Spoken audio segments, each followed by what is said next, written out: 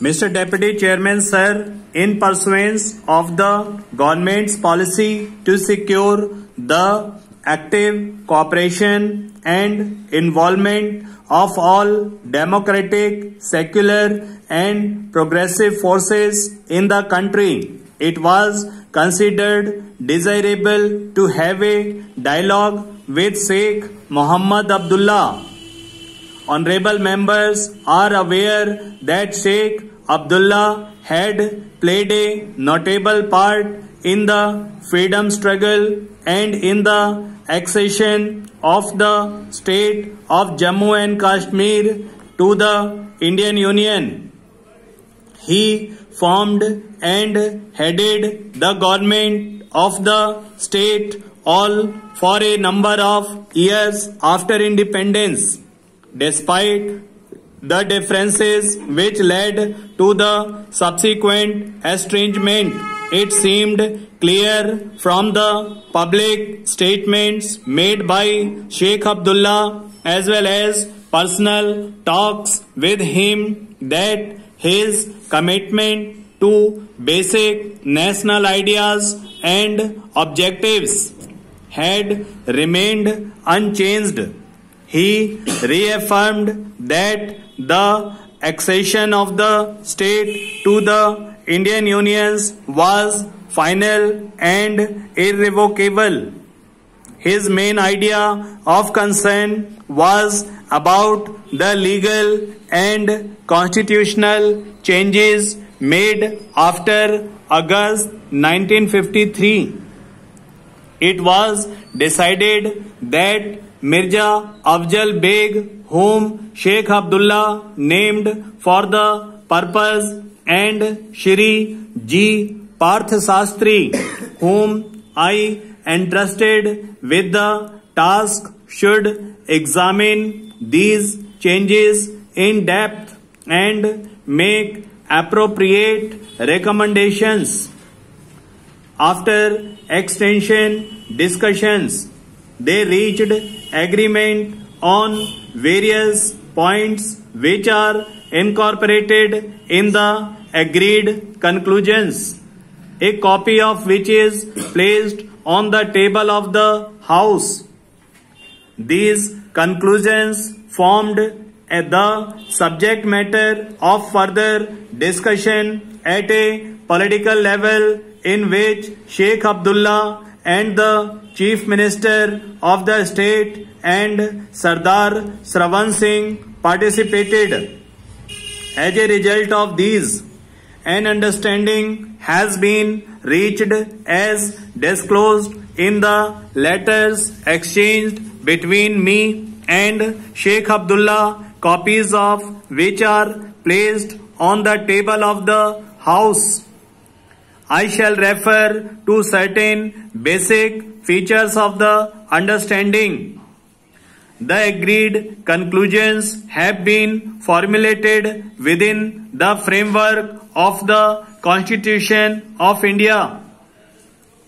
The constitutional relationship between the state of Jammu and Kashmir and the Union will continue as it has been, and the extension of further provisions of the Constitution to the state will continue to be governed by the procedure prescribed in Article 370.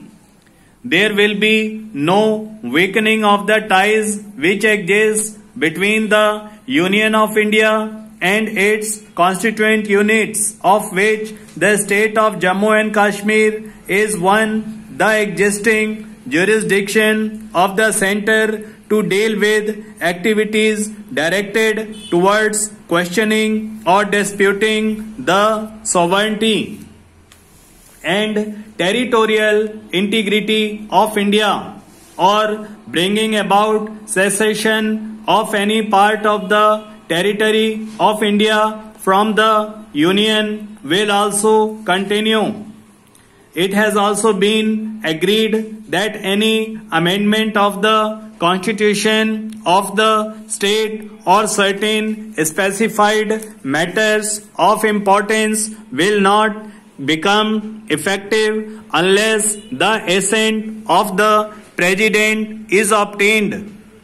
The agreed conclusion seeks to mirror the state that in case the state government comes up with any proposal to change any central law made after 2003 on matters of the concurrent list such as social welfare measures, cultural matters, social security, procedural laws and like the grant of assent to the bill will be sympathetically considered. A proposal was made by Mirza Afzal Beg that the jurisdiction of the Supreme Court of relations to the state should be curtailed. This was not accepted as it is considered important that the Supreme Court should continue to have its original and appellate jurisdiction in the matter of writs, appeals and other matters. However, it was agreed by collateral letters that the provision in Article 132(2) enabling the Supreme Court to grant special leave on the refusal of the certificate by the High Court need not apply to the state. Action on this will, however, be taken only when the state government comes up with a proposal on this behalf. Honorable members will notice that the question of nomenclature of the governor and the chief minister could not be settled. This is a matter which is provided for in state constitution, which at present uses the concession governors and the chief minister. A change in the nomenclature can be made only by amendment of the state constitution by the state legislatures. So far as the chief minister is concerned, there should be no objection to the adoption of the designation Prime Minister in the state if the legislature of the state of Jammu and Kashmir amends its constitution. Accordingly, until this is done, the present designation would continue.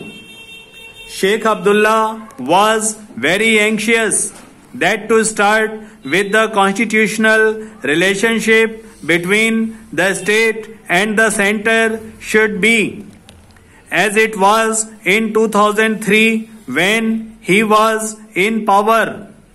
It was explained to him that the clock could not be put back in this manner.